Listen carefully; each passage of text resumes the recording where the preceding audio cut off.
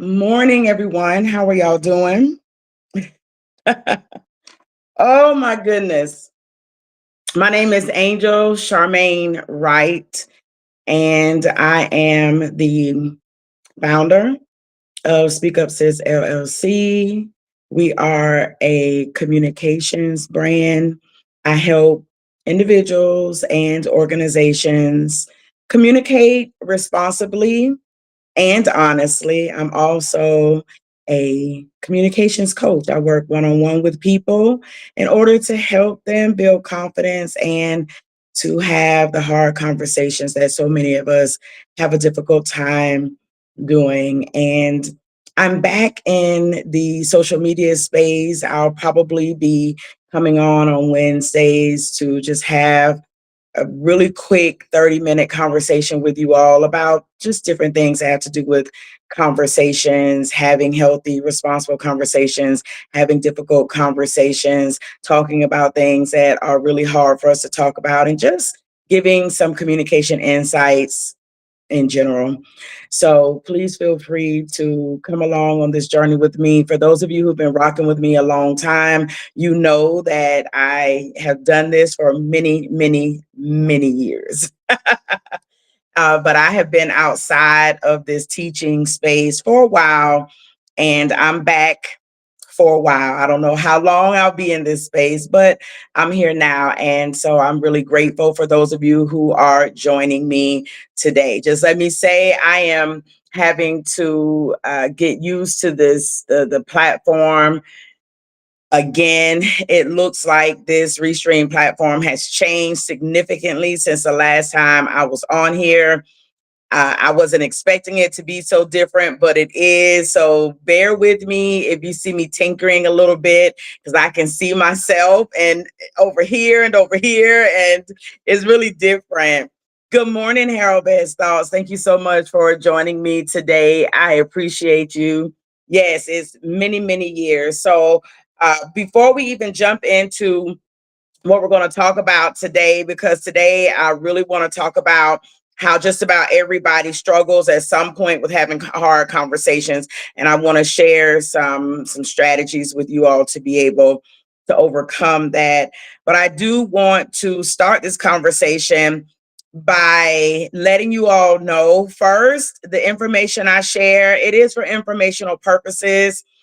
I see there are lots of conversations happening in our world right now in terms of who is qualified to have the conversations that are being had in the social spaces. First, I am not a licensed counselor or therapist or any of those things. I do hold a master's degree in counseling and psychology, but I am not a licensed counselor. I am a certified transformational coach. And so I help you to transform your life through dealing with your story and what you tell yourself and what you tell the world and what has been spoken to you. I help you to do the hard work of hard work. I do have a biblical foundation for those of you who need to know that. The information that I share will always come from a faith perspective. I think it's important for people to know that because we get to choose who we want to consume information from. And so anytime you come into this space, even though it is not a church space per se, the information that I do share will always kind of have this underlining faith principles connected to it. All right. I have been an educator since 2000, 1999, 2000. I have taught high school students, middle school students. I have taught English language arts. I've taught soft skills, communication skills, all of these things for many years. I've trained teachers overseas. So I'm very familiar with working with individuals where English is their second language and they come from different cultural backgrounds. I have worked also with the Department of Defense as an Army Wounded Warriors advocate. So I'm also accustomed to working with people who are differently abled and potentially have invisible wounds, right? And people who just have a different kind of normal than the vast majority of us. So I actually have a vast background of experience. And not only that, I'm a mom. I'm a mom of four amazing humans who are doing extremely well in their lives as young adults. And so I just like to put that on the table for those of you who are brand new into this space. You don't know who I am, and you're wondering, why should I even listen to you? You don't have to. You really don't have to. But I would like for you to know that I have quite a bit of academic as well as life experience to be able to show up in these spaces and to share my knowledge with you. And you can, like I always say, chew up the meat and spit out the bones. Take what serves you, take what is going to help you, and the pieces that are hard to digest.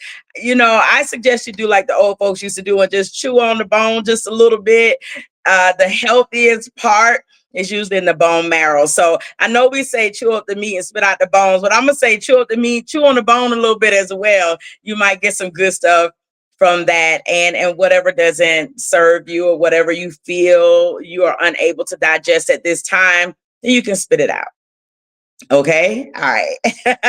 So today I want to talk about something that almost every single one of us struggles with at some point, and that is having hard conversations. Good morning, my imperfect options. Thank you so much for joining today. And listen, everybody, feel free, if you're watching this on YouTube, make sure you click the subscribe button and join our YouTube community. I post lots of content here. It's varied content, but I think you'll find it all helpful. Okay. I'm not a funny person. I don't do a whole lot of comedy and that kind of stuff, but I do try to share information that I think is going to be valuable for you. All right. If you are on Facebook and you're not following me, I invite you to follow my Angel Wright page as well. I tend to post information on there as well that I think is going to be helpful for you, useful at some point. I do have notes today, so I want to make sure that I get you all in and out. I'm working on that. Usually I will be on this internet for an hour and a half, but I'm not doing that in this season. I 30 to 45 minutes and I'm done. So I do have notes so that I can keep myself um, structured and I don't go off on too many tangents. Okay, so let's go ahead and jump into what we're going to be talking about. I want to get you in and out.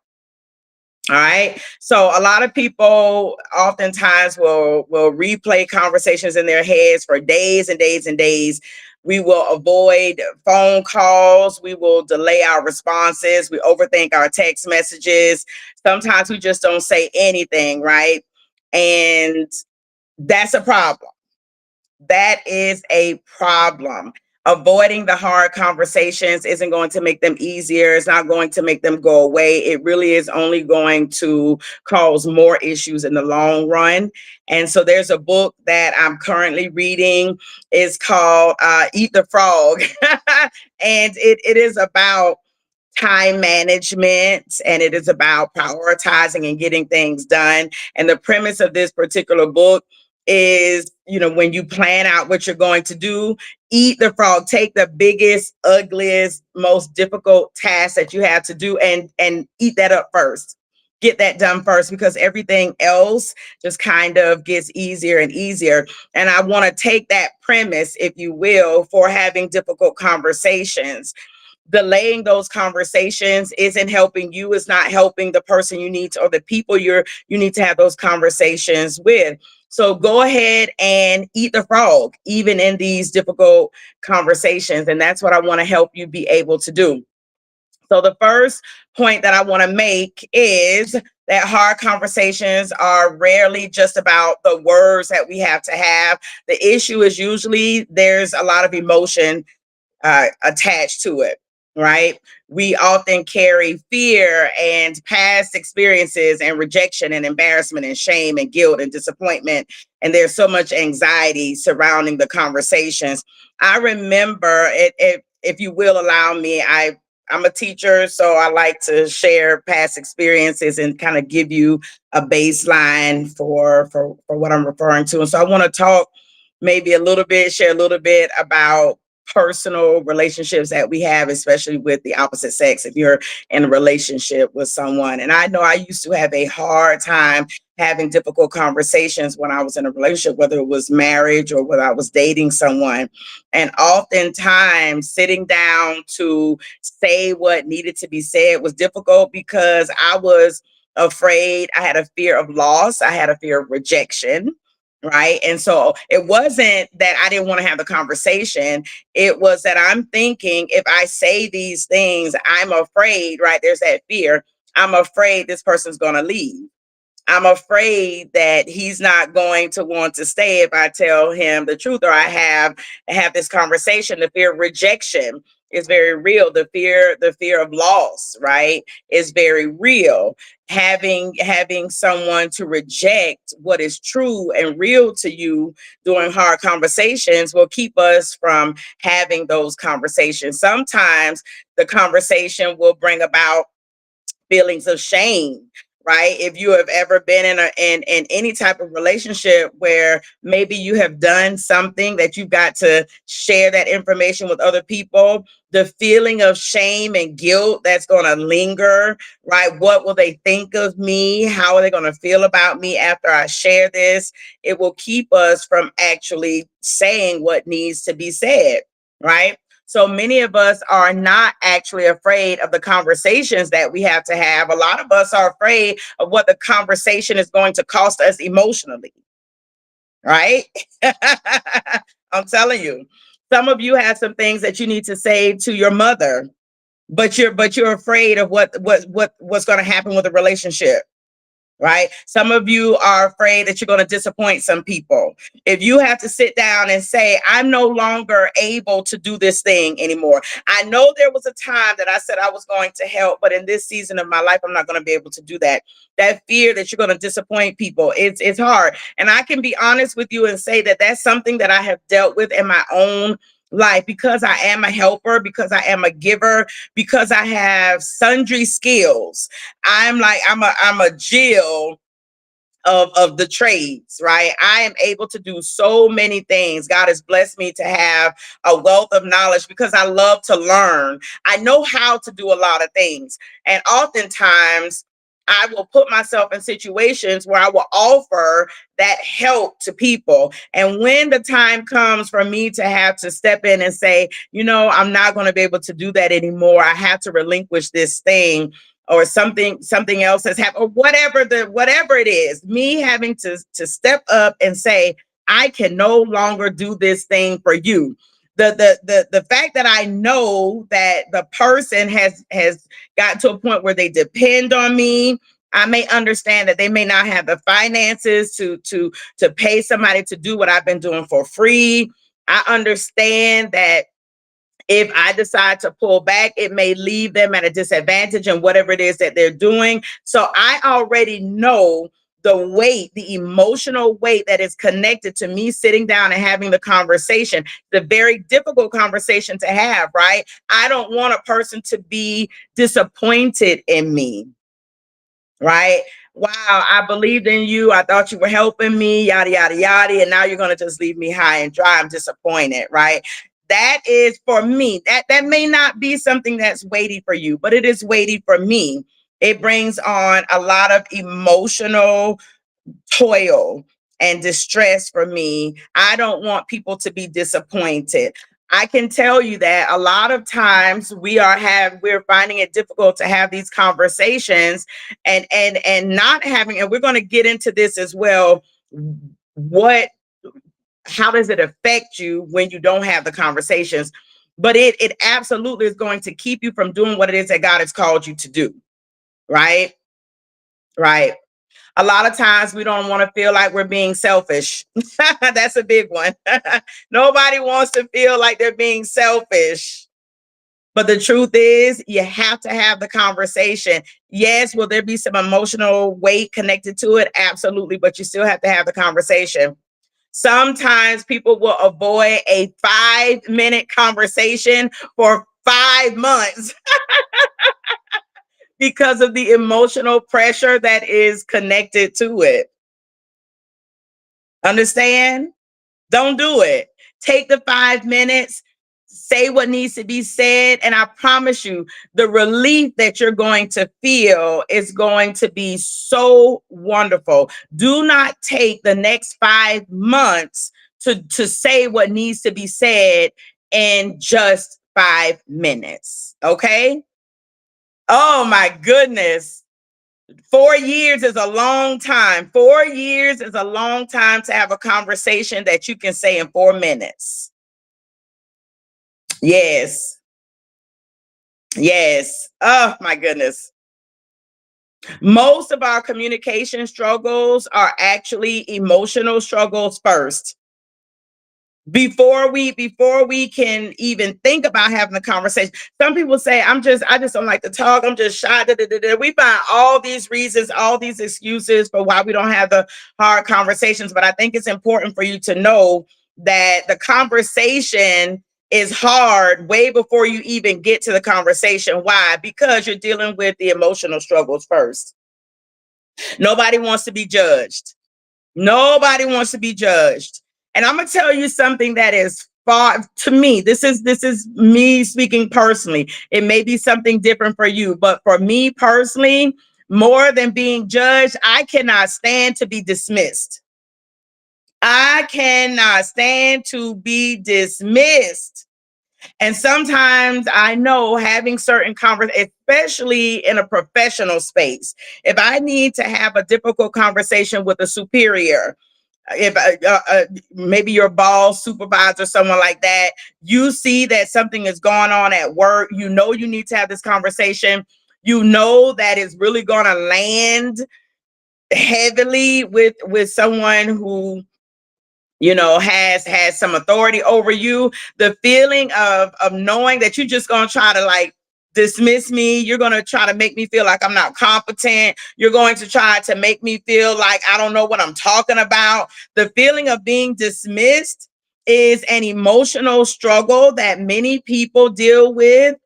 And so it makes having the conversation tough, because in your head you're thinking they're not going to listen. They're not going to want to hear what I'm saying. They're going to just try to act like you have already talked yourself, like all this stuff is going on in your head and in your heart before you can even get anything out of your mouth, right? Some people are deal with losing connection with people. You got a friend that you need to say sis, what you did was wrong. What you did was wrong. How you showed up in this situation was wrong. You need to say it to her, but you don't want to break a connection because you cool with her. You've been rocking with her. Y'all, everything is like, I still want to be cool with you, but you know that if you say what needs to be said, somehow there's going to be some division that takes place. There's going to be a disconnect, and so you're struggling with that even before you open up your mouth. Yes, my imperfect options, the brush off. Oh my goodness. Oh my goodness, that's what I'm talking about. No one wants to deal with not being liked anymore, right? Nobody wants to deal with that. How many of you are people who don't like confrontation? I used to say that all the time. I don't like confrontation. I was a non-confrontational person. I would much rather just not say anything than to get into a place where I got to be fussing with people, arguing with people. I don't want to do it. I don't want to do it. It was a fear of mine.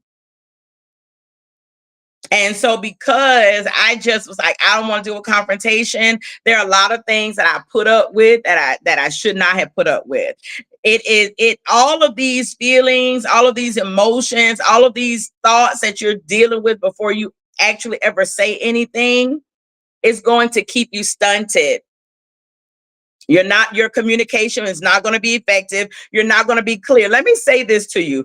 If you are someone who can relate to anything that I've said thus far, I promise you, you have ambiguous communication. And ambiguity means that you're not clear.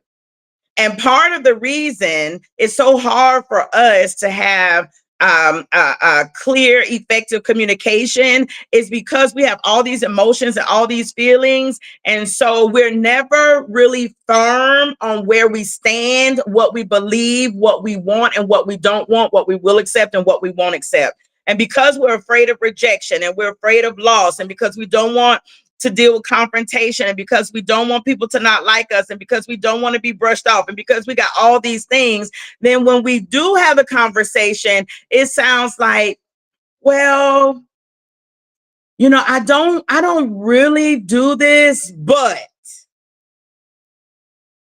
and I've done this with work. For example, I deal in communication. I have always dealt in communication. I have always been someone, God has created me to feed women as they walk in purpose. It has been my life's journey to help people communicate more effectively, to help people show up in their lives the way they said, to live what they say they believe. It has always been what God has called me to do, whether I was teaching or not, or sitting in this place. But because I'm a Jill of all trades, like I said at the beginning, I can build websites. You understand?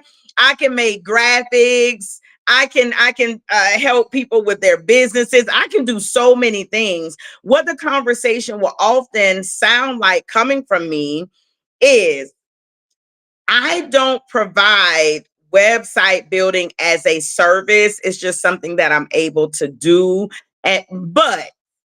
But because I know that you need the help, because I know you don't really have the money to pay someone who really does this, but, then I end up doing it. I end up doing it. And so here's the thing. The harder conversation that would have allowed me to be clear is to simply say, man, I totally understand the difficulty in running a business without having social media presence or having your website. And yes, I know I'm able to do it, but that is just not a service that I provide. However, I know people who do it, and I can refer you to them. Period. End of discussion. No, I cannot build your website for you. It is not a service that I provide, even though, yes, I know how to do it, but I know people who can help you, and I will pass their information on to you. Period. There is no more explanation needed. No more, I would do it for you, but I don't have time, but I'm doing this, but I'm doing that, but all of the explanation. And what happens is you end up in murky water. You end up in murky water because when you're talking to someone who really needs something done, they know that you can do it. They know that they can get a discounted rate or not have to pay for it at all. Listen, all they want to hear is a yes from you. That's it. All they want to hear is that you can do it. And so by giving all the extra explanations, by giving the scenic route for what you can and cannot do, it makes you ambiguous. It makes your communication not clear. And let me say, it's not a responsible communication either, because now you have someone thinking that you want to help them. You have someone thinking that you want to do the job for them because they're your friend, because you love them, whatever. And silently you're resenting your own yes. Silently you're feeling some kind of way about your own yes. And what that does is it makes you show up differently. It makes you show up differently. Now you're short in your conversation. Your tone is curt, right? You got all this complaining. And even if you never say it to them, you're saying it to yourself, which shows up in how you handle people. Today, I am simply here to help you all see yourselves, to help you see what it is you're doing, to understand why you're doing it, and possibly give you just a little bit of help and clearing up your communication. Okay?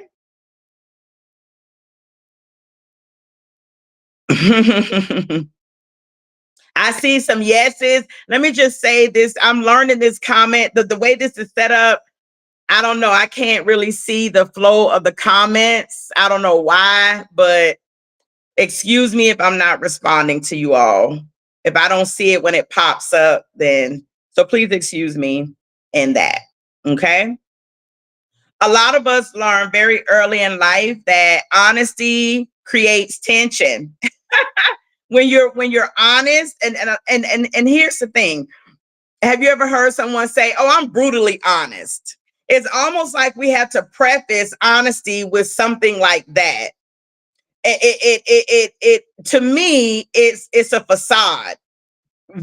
In order to be honest with people, we have to make it seem like I'm tough and rough, and I'm just gonna say, you understand? And you don't have to be that. You do not have to be mean to stand in honesty. You don't have to be rough and tough and brutal.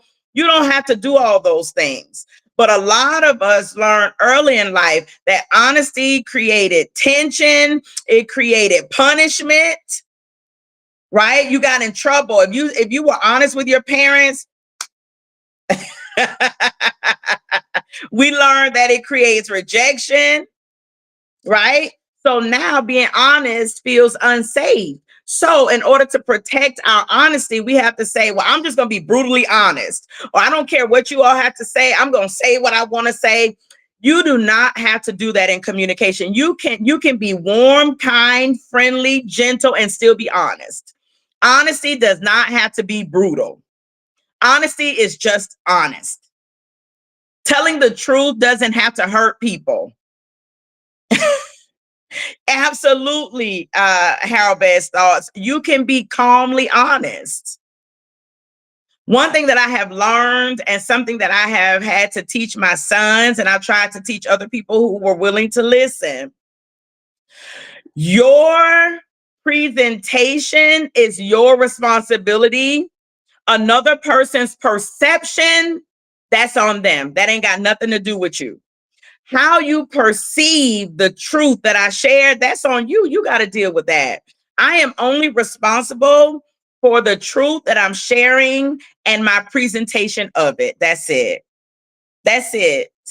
That's it.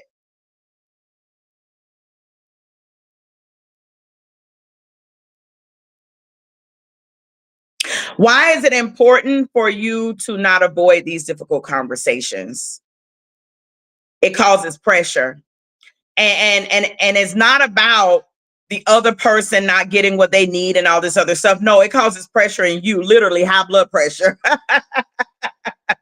High blood pressure, honey. You avoiding difficult conversations will affect you physically. I remember my mama saying once, when at the beginning of my journey to becoming a believer and me choosing to live a Christ-like life and that kind of stuff, I used to cuss a lot. Okay, I used to cuss a lot. I was a sailor, and this was before I understood gifts and talents. God created me with a strong voice. I know my gift is in my voice. It is in the influence that God has given me. It is in the strength that the weight that my voice carries, right? It is in the anointing of who he's called me to be in life. But I didn't know this back then. And what people don't realize is whatever your gifts and talents are in the kingdom, when you get to know Christ and you start living for the Lord, you had those same gifts and talents when you were in the world. Your gifts are without repentance. And so me cussing folks out before I understood the power of my voice, I could make grown men cry. I have made grown men cry. I have literally destroyed people's, and this is not, I'm not being braggadocious. Let me say that. I don't want you to take this as I'm proud of it. I'm not. I have literally had to repent because of some things that I said, things that I have done. I have had to repent. I have had to ask God to forgive me. And I have really had to sit with the Lord. Like, when you roll the tape on my life, like, I pray that I got some seeds in the ground, some things or whatever that will help to soften the judgment that I'm gonna get because of how I use my voice before I understood what my voice was. But I used to cuss folks out, say all kind of stuff.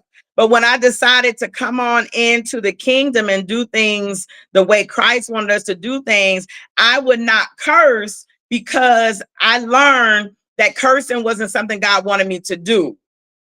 right? I would think cursing and curses and blessings shouldn't come out of the same mouth. But here's the heart posture, and this is what God allows me to teach. I don't just teach people about communicating and how to do it safely and responsibly, but we talk about why you communicate the way you communicate, why you don't communicate the way you don't communicate, and what it looks like to communicate healthy for you, what that looks like for you. My mama would say, because I developed high blood pressure young at 28 years old. My mama would say the reason that you got that high blood pressure is because you want to cuss folks out in your heart. So you may as well just say it. You may as well just say it. The pressure that's building up in your soul is because you really just want to be honest about how you feel. And the only way you know how to communicate that is through this foul language. So, avoiding having conversations, whether you're avoiding them because you don't want to say it the wrong way, whether you're avoiding it because you're afraid of how it's going to be taken, doesn't matter what your reason is for avoiding it. The fact that you're avoiding having the conversations will literally create pressure in your life. Literally.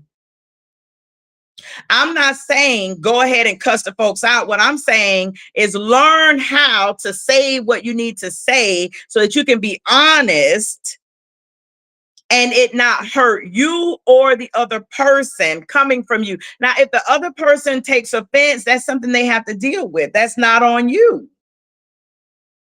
Avoiding the conversations brings about anxiety. There's some of you who you're keeping yourself from being around people. Every time they come around, you're trying to find another way to go. You want to ask who's gonna be at the party. You're asking who's gonna be at the party because it's stuff you don't want to say. You don't want to see this person. You know there's a conversation that needs to be had, but you're avoiding them. You don't want to go. You don't want to go here. You don't want to go there. You're anxious all the time. Why? Because there are conversations that need to be had you don't want to have. But that anxiety is only going to grow the longer you avoid having the conversation. The more you avoid having the conversation, the more people's assumptions will grow. If other people know that there's a conversation that needs to be had, if they're waiting to have the conversation and you're avoiding it, people are just going to start assuming. They start making up stuff. Just making up reasons. So people's assumptions are going to grow. Frustration is going to grow. And let me tell you, your psychological and emotional exhaustion, you're going to be tired. And you're going to be like, oh, I'm just so tired. It's not even a physical tiredness, right? It's a mental exhaustion. I don't know about y'all, but I've been in situations where I needed to have a conversation with somebody. It wore me out because I thought about it all the time, all throughout the day. Like, oh my goodness. By the time I got home, I just wanted to lay down and go to sleep because I know I got to have this conversation. It just built up so much stress in my body. Yes, you are emotionally drained. Silence does not always keep the peace, y'all. It doesn't. Sometimes silence will create more pressure. I know it's like, I'm just going to be quiet so I can keep the peace. I'm going to just keep the peace. Nah, baby, you building up pressure. And by the time you release it, you thought you thought you were keeping the peace. You were only building and developing the arsenal for the war that's going to happen. So now you got to fight. Now, whatever you say gonna cause harm. The way you say it is going because eventually you gonna say what you gotta say. But by the time you say it, there's been so much pressure built up from avoiding it that now it's gonna come out like. And guess what? Nobody, whoever you're talking to, whether it's one person, whether it's a group of people, no one is going to hear you. They're not going to hear what you're really saying because by the time you open your mouth, you're going to destroy some stuff. I promise you, the conversation is only going to get heavier the longer you carry it. The longer you carry it. I am a proponent of dealing with stuff right then. Right then. Have the talk right then. So here we go.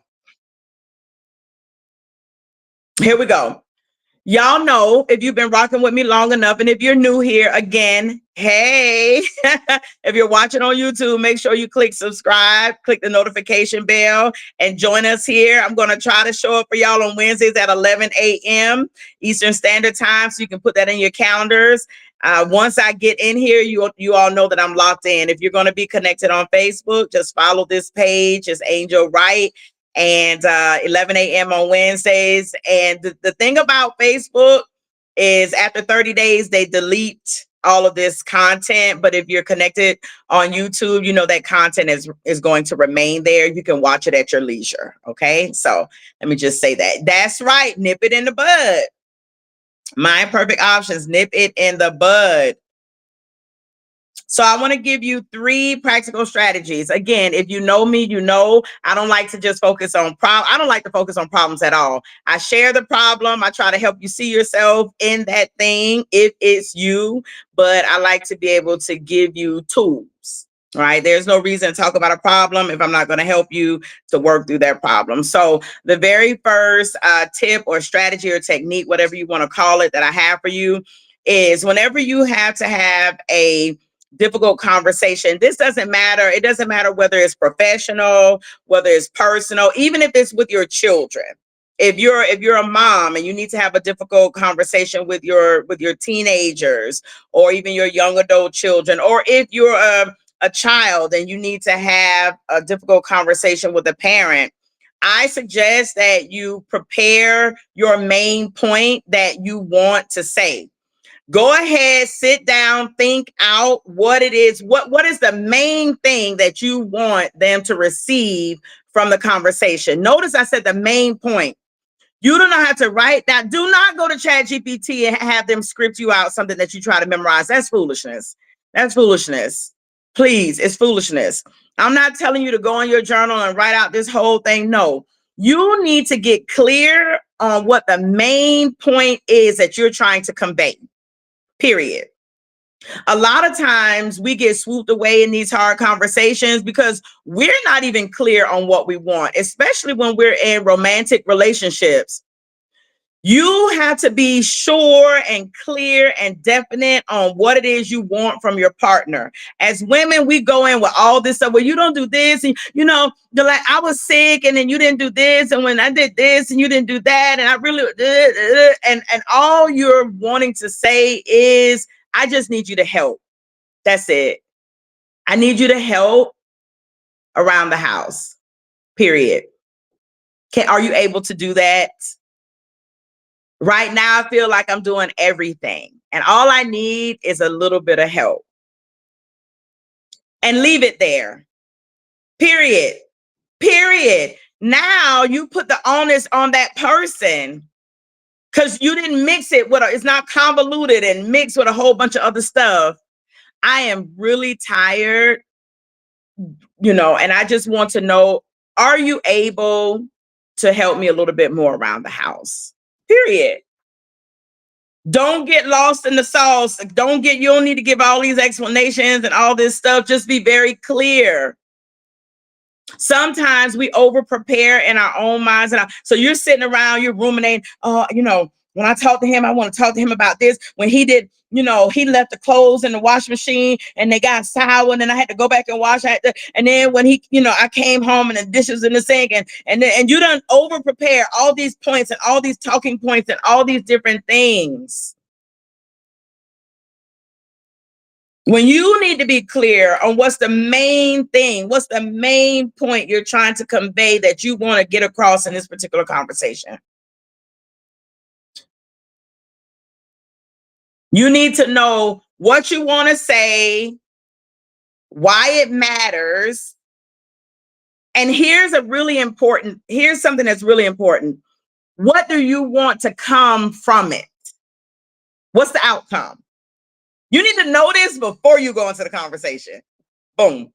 What's the main thing? Main thing. Why does this thing matter to me? And what's the outcome that I want to have? Like, that's it. That's it. All the rest of that stuff is irrelevant. Stop rehearsing the conversation in your head because it's going to get warped and twisted and it's just going to be a mess. And by the time it comes out of your mouth, it's going to sound like a mess. You do not have to sit and rehearse it all. You just need to be clear. And how are you clear? You need to know what you want to say. What's the main thing you want to say? You need to know why it's important to you. And you need to know what the outcome is that you want to have.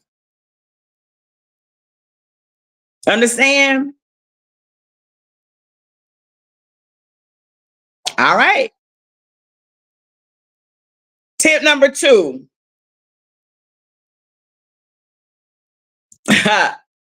Be careful that you enter into the conversation with honesty, with facts, not accusations. A lot of and I, y'all already know men can listen to me, and I'm sure men can learn from me, but I've not been called to be the voice for men. I talk to women primarily. Okay, primarily. There are lots of men who listen and they learn, and I thank y'all brothers for tapping in. But ladies, my sisters, we show up in especially after you done ruminated on a while, especially after you done figured out that in your own mind that you right, the way you see it is right, what you want to happen is the best way. You will enter into that conversation with an accusatory style of communicating. It will sound like you're attacking the person, right? It'll sound like you blaming them. You never listen to me. You never listen. That's an accusation. That's an accusation. That is an accusation. You, instead of saying like you never listen, you can say, I've noticed sometimes when I'm talking, you'll be focused, you'll be watching the television.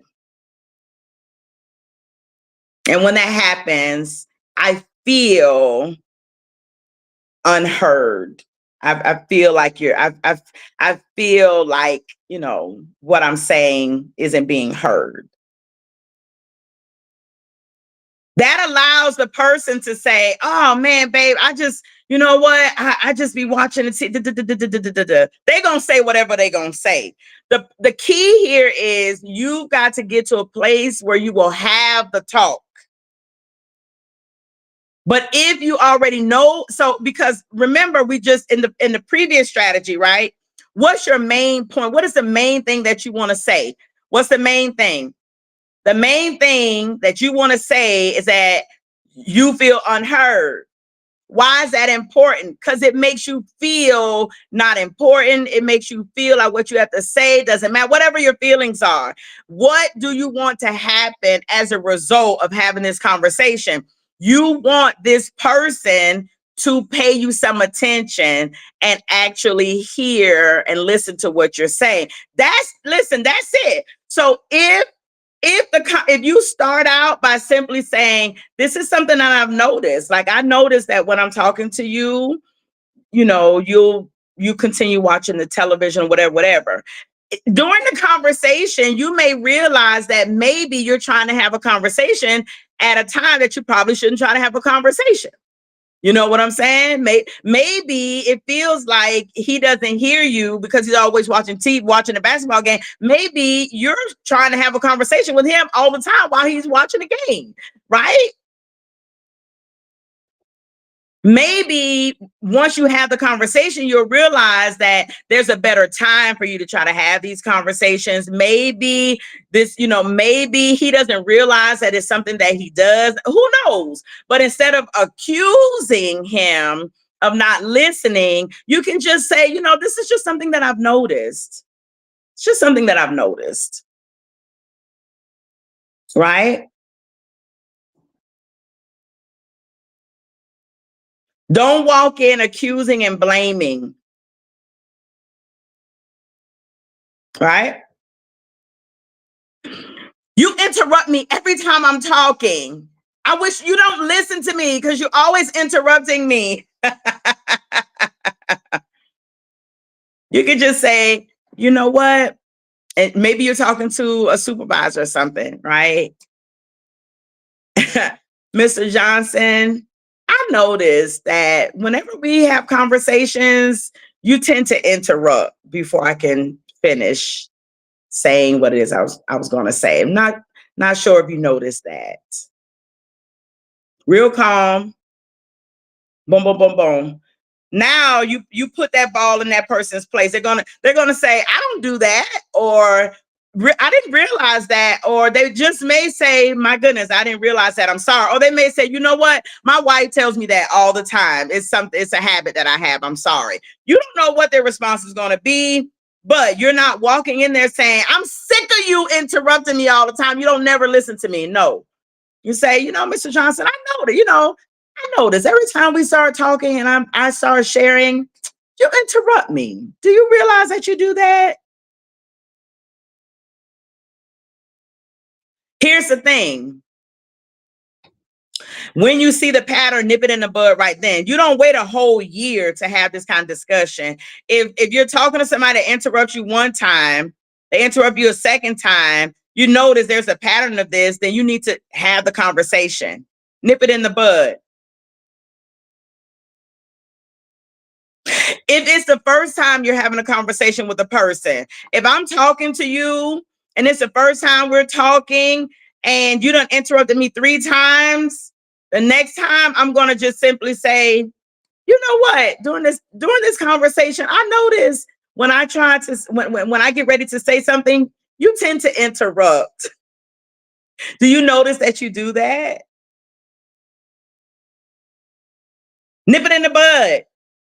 Have the conversation. You cannot be afraid of the person getting mad, getting angry, feeling whatever kind of way. You got to deal with it. And there's a way that you deal with it, right? Just lead with the honesty, lead with the truth, lead with facts, not with accusations and blame and all the other stuff. Being clear in your communication is not you being cruel. It's not you being mean. It's you being clear. All right. And then the last tip that I want to share with you all today,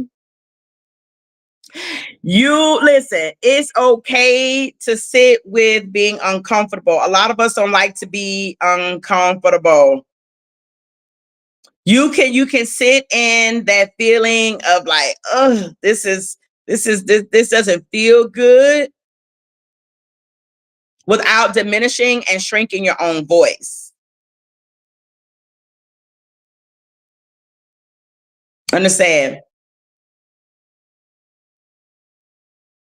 Sometimes the healthiest conversations are the most uncomfortable conversations. Think about it in terms of every other thing that's healthy that we have to do, right? Eating healthy is usually not going to be comfortable. It's easier to eat a Big Mac and some fries than to go home and prepare a meal, right? It is not going to be easy to do the thing that is the healthiest. Understand that. And I think it's important for us to know that just because you feel some discomfort doesn't mean you're wrong, doesn't mean that you're selfish, doesn't mean that you're being mean, doesn't mean that you're trying to hurt people. It doesn't. And I think we need to really grow from that perspective of thinking just because you feel a little discomfort in something that you're doing something wrong. No. If you're exercising, I remember when I was working out with Miss Belinda, y'all, Miss No Excuse, child, honey, when you start running, when you start lifting, when you start, working to build your muscles, you're not going to feel comfortable. The positions are going to feel awkward doing those deadlifts and things. You're going to feel so awkward and just out of place and just right. Your body isn't going to feel right. Why? Because you're not accustomed to doing it. Doesn't mean you're doing it incorrectly. It means you're not accustomed to doing it. Your muscles are not used to you doing this. Your body is not. It's like, what are you doing? So it's going to be uncomfortable. But that doesn't mean it's not healthy, and it doesn't mean you should stop doing it. Understand? Having mature communication and conversations is going to require you to be able to tolerate a little bit of uncomfortability, some discomfort. It's just going to require it. But I think personally that a little bit of discomfort right now is worth long-term clarity, less confusion, less ambiguity in the future. Okay. Y'all rocking with me? I see clear communication over there. That's right. My imperfect options. That's what we want. That's what we want. Absolutely.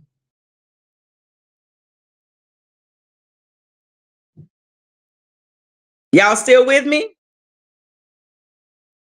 I can't even see the time on this thing. I don't know how long I've been on here, but we're going to go ahead and wrap because I know that I've been on longer than 30 minutes, but I had to give y'all a little bit of intro at the beginning. From now on, you won't get that hefty intro. So that'll make sure we stay within our 30 to 45-minute conversation range. How you doing, Dana? Good morning. Today, I just want you all to know that if difficult conversations feel heavy for you, it does not automatically mean that you're weak or that you're a bad communicator. You need to know that. It's just like building those muscles. It just means that it may be something that you are not accustomed to doing. Maybe, you haven't been being clear with your communication in a while. And so it's just going to take a little bit of work. Right. And most of us have never actually been taught how to communicate. We haven't been taught. So we just kind of go with the flow. We do it the best way we know how to do it. I believe that communication is a skill that can be developed. It's not something that you just have to happen upon. And so I am grateful to be able to do the kind of work that I do in helping people to communicate more responsibly, more honestly, and with clarity. Right? So I'm going to go ahead and wrap for today. Thank y'all for joining me. I'm happy to be back into this teaching space with you all. If you are someone who is a people pleaser, if you like to avoid things, if you find it really difficult to show up for yourself in communication, whether it's you standing up at work in a group and sharing your opinions, sharing your information without shrinking, if you're someone who feels just socially awkward when it comes to communication and things of that nature, then feel free to reach out to me. I do have one-on-one communication coaching. I don't take on a lot of clients. I'm only doing 5 clients at a time right now, especially during the summer months. I think I'll do 1 or 2 virtually. I really only want to work in person, but I am going to allow 1 or 2 virtual. I just kind of want to see how it works virtually. I've not really done communication coaching virtually, but I want to be able to do it in person. I want to be able to see your body. I want to see how you're moving. I want to see your gestures. I want to actually be in the space with you when we're doing the coaching. So it is going to be primarily one-on-one in-person coaching, but I will pick up 1 or 2 just to kind of get a feel for it. If it's something that I don't like, then I'm just telling you right now, I'm having a hard conversation right now. If I don't feel comfortable with the online virtual coaching, then I'm not going to do it. I will stop it and just allow it to be one-on-one. You'll just have to come to Augusta, Georgia to work with me.